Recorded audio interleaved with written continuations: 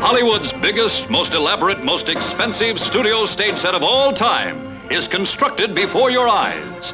500 miles of wire, 100 tons of structural steel, acres of wood, carloads of nails, barrels of paint, and only one thing is missing to complete it all: the super nut. And here he is.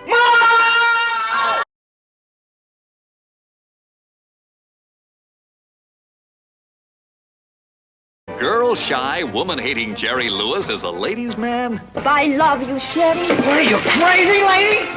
Jerry finds a haven of happiness as a handyman in a Hollywood hotel for girls only.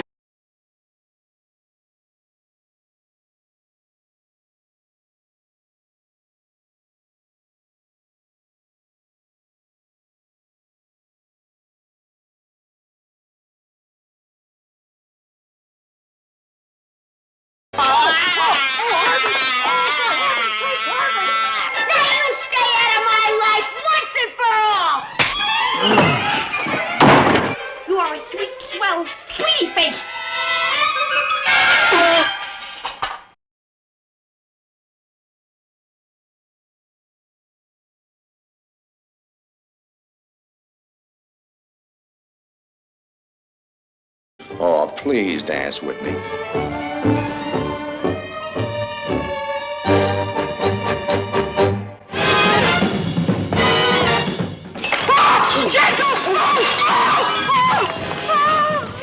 Yes, Jerry is the only man in this establishment where the females are more delicious than the food.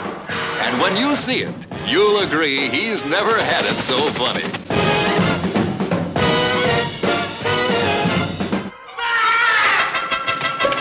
I'm not moving! Aha! Well, at least you got a double that time. That's for two bagger, Miss Bellins. Hi, honey.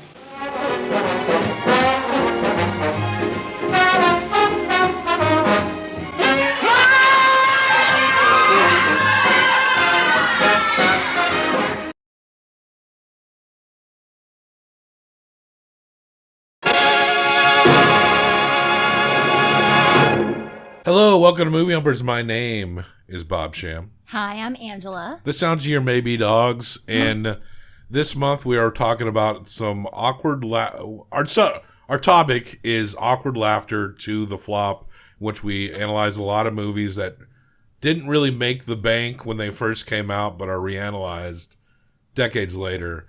But a guy who did make money, the guy who definitely made money and had a lot of faith in the studios, and in his prime is a man named Jerry Lewis. So for 3 Mondays this month, he didn't flop in these movies, but he is a guy that has influenced probably a lot of what we'll be discussing this month. In this one, this week, we are discussing The Ladies' Man from 1961, directed by Jerry Lewis. And Paramount Pictures, they gave him quite a budget. And they built like a 4-story dollhouse for him that took up 2 sound stages. And I got to give credit, just to give the compliments out early. Mm-hmm. I thought as far as overall, directing and technique and, the cinematography, I thought this was, watching this movie, looking at this movie was actually very enjoyable. Absolutely. It's a beautiful movie. That's the only thing I really remembered of it. I remembered that he didn't like women, and I remembered the set, and that there were like way too many women to be living in this house. But yeah, that's the part of it that when I was a kid, I wanted to live. Yeah. It was like a dollhouse. I wanted to live in it. With all these ladies. There's a point where they zoom out. Yeah. They couldn't get far enough within the soundstage to show the whole thing at one time. It was crazy. So a lot of the shots in this movie where Jerry or other characters are moving throughout this hotel that only allows women to stay or something like that. It's a house. The woman who owns the house wanted to have a bunch of children with her husband. She was an opera singer, but he died really early. So she had this giant house. So she got lucky when she was young to become this famous opera singer. So she lets women stay there for free if they're pursuing the arts, which is why all these women are actors, dancers, musicians, poets, whatever. That's why they're all leaning that way. So the camera will pan, like, as they go through rooms, the camera will move almost like you can see through the walls and see how everything is set up.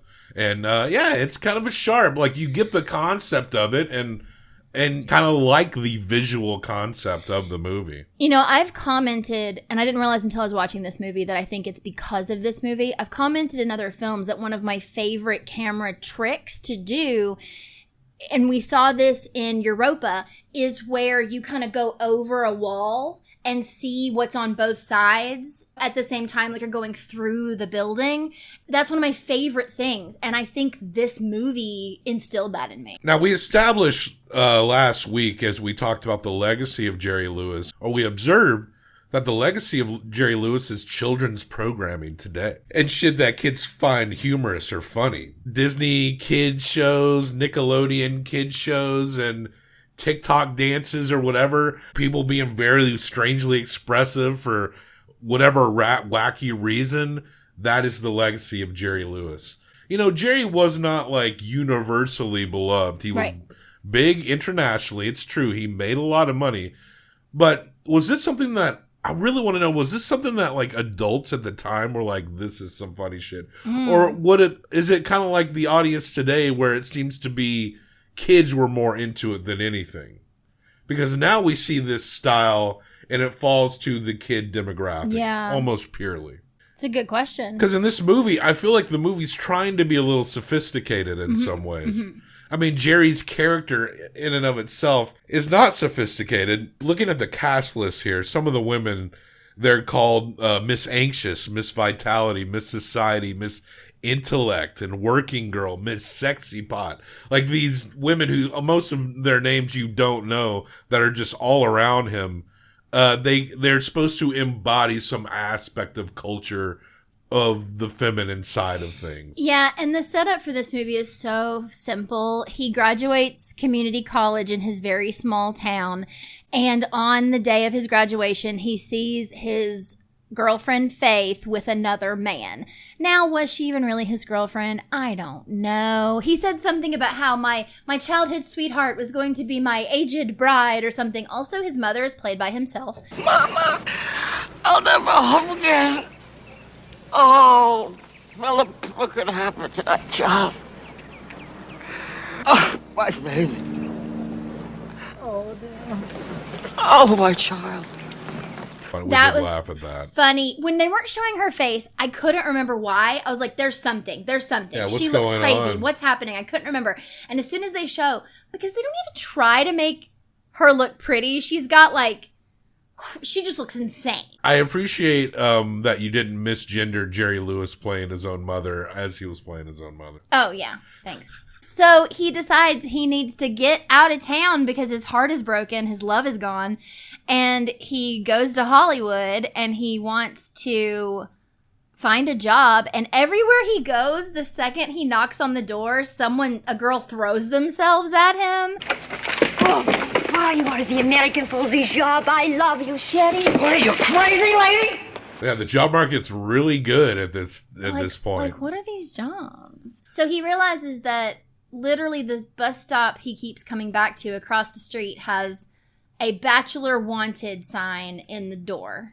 So he goes over there and knocks. And he talks to this lady as played by Helen Traubel. And she works there and she's the Katie the cook. He straight up tells her that, like, you know, I'm afraid of women, essentially. I hate women. That was the moment I knew I hated girls. Because there, right before my very baby blue eyes, was a girl with another person. And then I decided that my life was over and a bachelor I shall be. Woe is me, oh Faith, Faith, why? Oh, that's the saddest thing I ever heard. But she fails to tell him that this is some kind of like boarding house for women in the arts, as you had said earlier. Like, the house is chock full of women. But, you know, the women who run it are over the age of 35, so there's no problem there. He's not freaking the fuck out. When he sees Katie the cook, he literally jumps in her arms and starts yelling, "I'm safe! I'm finally safe!" And then he meets Miss Wellenmelon, who is the opera singer, who owns the whole house, and she's, like you said, an older lady. So they tell him, Katie literally says to Miss Wellenmelon, "We'll tell him in the morning about the house. Like, don't scare him away." We find out later they can't keep a guy longer than 3 days. How not? Why do you need a bachelor? 2, how can you not keep a guy in a house full of women in their 20s? I think in this context, even though it's not what we know bachelor to mean, I do think it sort of means like, I'm not interested in women. They want an eccentric man, as they might call them back in the day. Right. They want a confirmed bachelor, which basically means he's not going to be chasing any of the girls. That's not what a bachelor is. No. A bachelor may not want to be in a relationship, but he's going to try to throw ropes in all of these women. Right. Now, there's another aspect to this movie, and we're going to get into these jokes. The same reason I'm not going to laugh at, like, the Nickelodeon kids show for whatever reason. I mean, this is one of those movies where it's like I can narrow it down. Like in The Delicate Delinquent, I had about 4 or 5 laughs. Mm-hmm. It's probably no different here. Yeah. But this movie, it seems to be some kind of weird fetish fantasy. Like, he's like the lady in Repulsion, but a guy. Yeah. And I posited that maybe there was some kind of weird, like, kind of sensual, sexual thing to that character in Repulsion being repulsed by men. Like, there's something almost fetishistic about it. Mm. And I kind of feel the same way here. There's a few things we can touch base on, but I think this whole movie seems like one big humiliation kink. Well, Herbert, don't just stand there. Haven't you anything to say? Ma? No! Ma!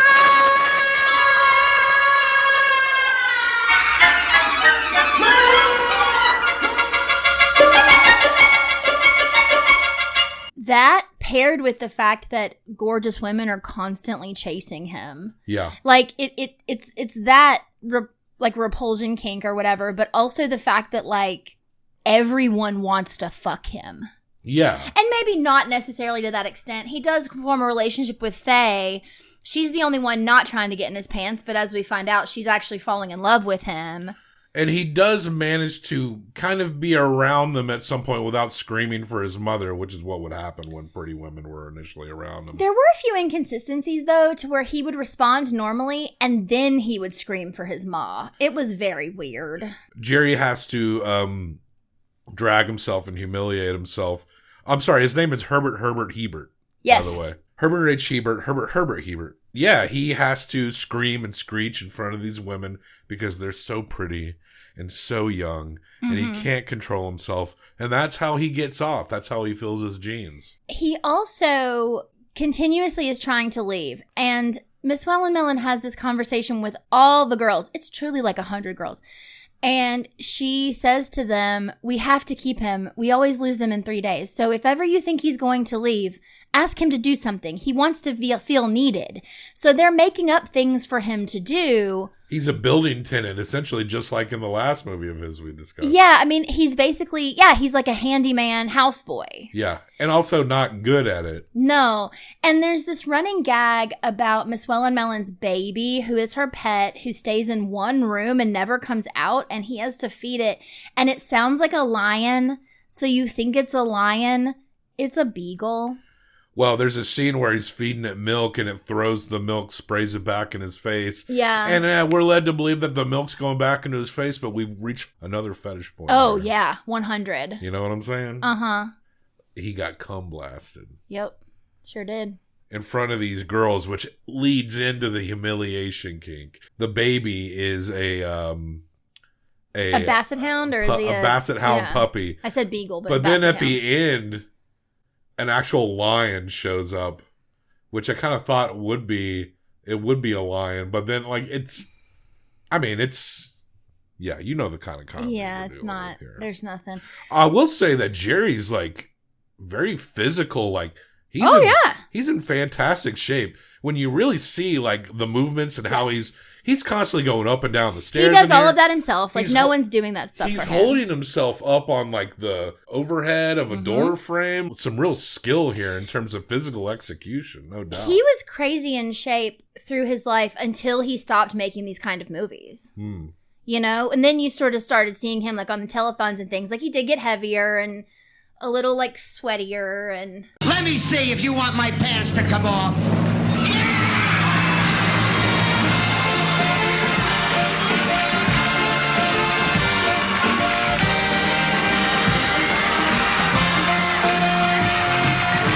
Cute. Yeah. You know, there were a few moments in this movie though where he just looked greasy. Yeah. But it might be all the like I'm assuming Brill cream. Well, that my papa used Brill cream, so I think it was probably Brill cream. Well, apparently Mel Brooks wrote on this movie, but he and Jerry did not get along. Apparently, it was I don't think they were friends. But Jerry kicked Mel Brooks off and went to the Writers Guild to approve him to be off the script, and maybe he didn't write a certain percentage or something. He also fired one of his cinematographers.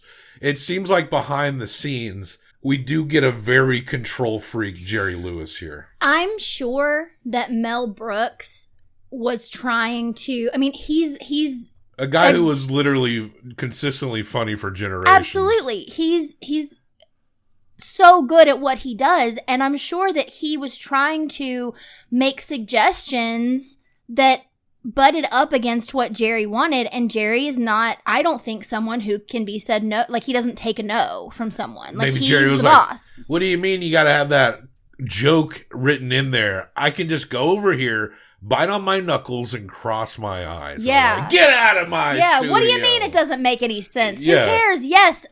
So what if you find out later that it's a puppy? It can eat a whole huge piece of meat in one gulp. Okay, Jerry.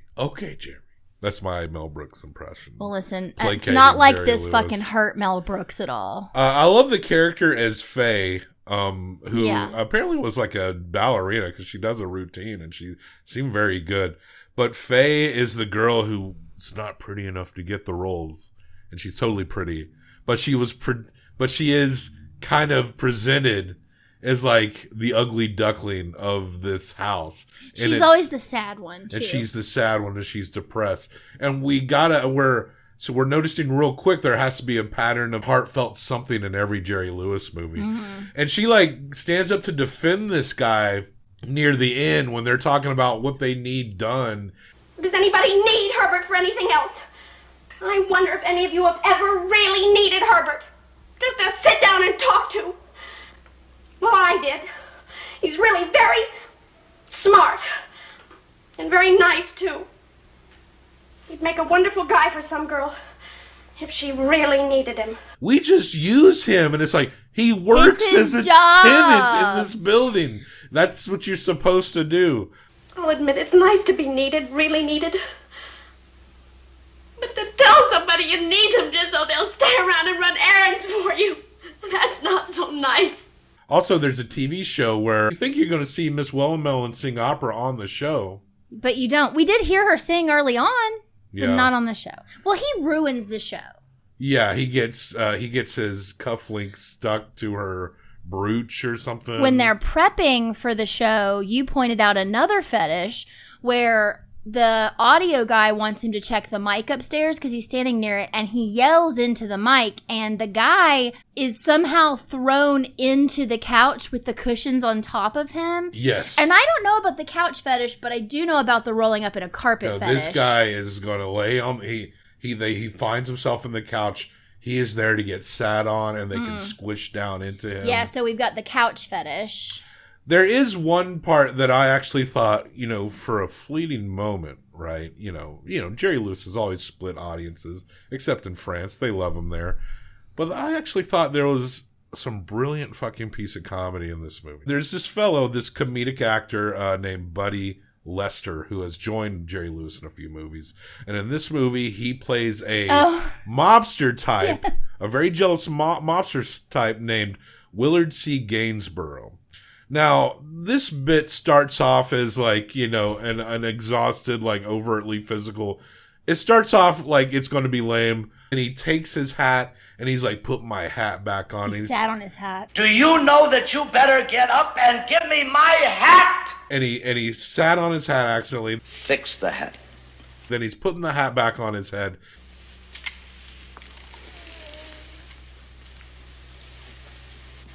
I don't like it that way. And so for like a minute, you're like, oh my God, this bit's going to go on. And then the camera is behind Jerry while he's continuously like shoving this hat all around his head. Is that all right? No. It's messing up his hair, and he's like, I don't like the hat. And then Jerry's combing his hair. Comb my hair. Yeah. Comb my hair.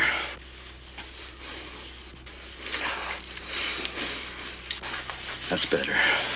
And then Jerry's combing his hair, and the camera has Jerry's back is to it, while Buddy Lester is making like a stone dead face, commenting how he likes his hat and how he wants sweating. And he just starts sweating, and Jerry breaks. I'll get that off. You better. Is that good now? I can't see out of my left eye now. Get the hat off. He breaks character multiple times. We've seen this now ad nauseum. Like now, like SNL knows that the crowd reacts when you break in skits. Jimmy, what's that? Fallon. Yeah, like he was known for doing that. Yeah. Look, every once in a while, that's great, but like on SNL, it became something. It feels special here because this character of Willard Gainsborough, he's a tough guy. He's threatening Jerry. He's gonna fuck him up if he disrespects him or tries to look at his girl.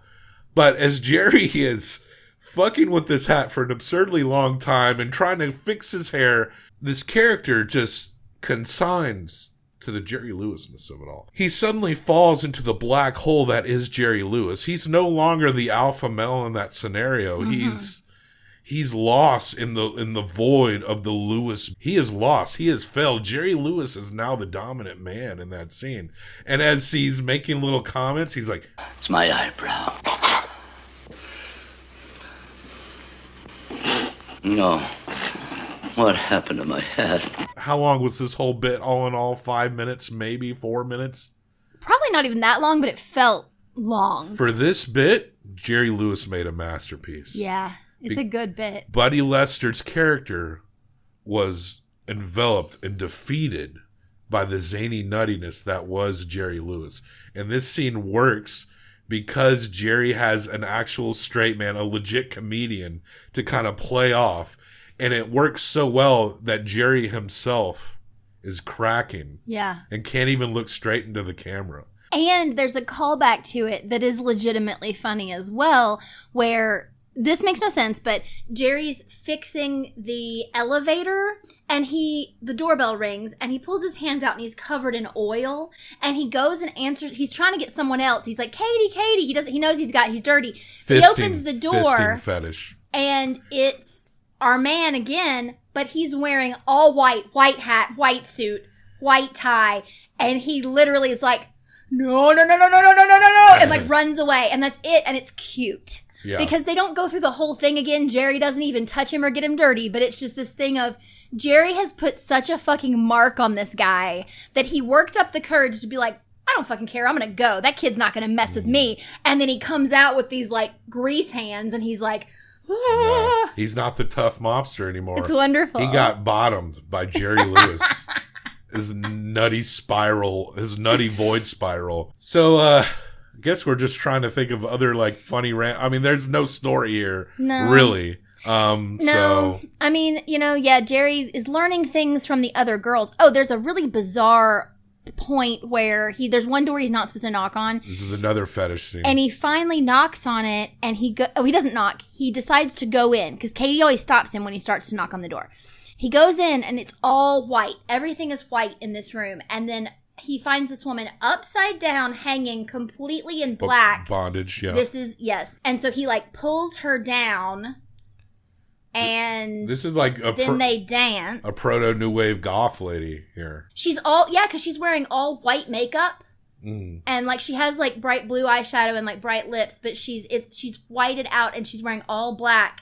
And they dance, and her wall comes up, and it's like outside, and there's a big band. It's like he's all of a sudden in a dream. Yeah. Oh, the sets are gorgeous. Yeah. But yeah, so all of a sudden it's like he's in a dream, and then that ends, and he gets outside the door, but he's still holding her face mask thing, and he's like, wah! And like throws it. Yeah. Because then he realizes, because at first he was like, that didn't really happen, but then he has the proof it did. So. Yeah, that was definitely an interesting fetish scene as well. But at the end, Faye says, we should stop making up things for him to do just because we don't want him to leave. And he goes to leave again, and he doesn't actually go. He goes to leave again, but he expects them to stop him. So that's also something, because he's continuing to try to leave for them to beg him to stay. And they don't beg him to stay this time because Faye's made this argument. And he's like, well, you guys mad at me? Like, what happened? Yeah. And she stands up and she's like, we want you to stay because we like you, but we're not going to like, if you want to go, we want you to go. Like, you need to live your own life, basically. And he's like, I don't want to go. I'll never leave, and then that's it. There's also like, musical dance numbers where actual dancers are doing the real dancing, but Jerry is nimble enough and physical enough to where even though he's not like a pure dancer, he seems to kind of contribute to the athleticism of the scenes based on his physicality. Yeah. And that is another aspect of at least what he can bring that I did appreciate in the movie. The one thing that we did get when they were filming the television show is a full song by one of the girls. And I was just waiting for him to step in and mess it up, but he never did. Like, she just sang a song in its entirety. It's like half in French or whatever. Yeah. For the real fans overseas, right? Oh, I didn't even think about that, but probably for sure. And but yeah, that's essentially the ladies' man. Yeah. Definitely nicer to look at than last week. Great set. They gave him some money. Yeah. And he sure as fuck used it. But we're gonna rate this 1 through 5, combined for best out of 10. What do you give the ladies' man? Directed, and not too badly, by Jerry Lewis. 3. I do think the direction was good, and the set was just gorgeous to look at. Like, it's just fun to look at. I mean, the plot sucks, but comedy's subjective, but we're not laughing that much watching this movie, No. But in terms of technique and execution, we'll give Jerry some credit. It did what it was supposed to do. And I'll up it to 3. I suspect this will be the best Jerry Lewis movie we'll see. Yeah. So it gets a respectable 6. So take a look here, folks, at a rating of a 6, right at the bottom of the B's. It shares the rankings with movies like Cocaine Bear, Live and Let Die, Taste the Blood of Dracula, Guardians of the Galaxy Volume 3. The Ladies' Man is at least as good as those movies, if not better. I would say it's probably better directed than a couple of those. Yeah, that's true. But there you go. So like, subscribe, leave a comment. What do you think about the Ladies' Man? Comments, corrections. Just let us know anything you want to know. But so long as you like it and or at least subscribe to the channel. We like that. We had a lot of new subscribers from Noir Month. And let's keep that train going. Hell yeah. All right. We got one more Jerry Lewis movie, and then it's coasting all comedy flops for the rest of the month. All right? Let's get out of here. Justice to Ishtar.